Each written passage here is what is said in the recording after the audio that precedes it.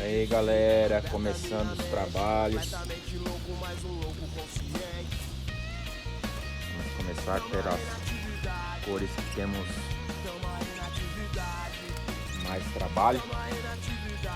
Questão de ajuste de lipocromo, Isabel Cobalto sem fator.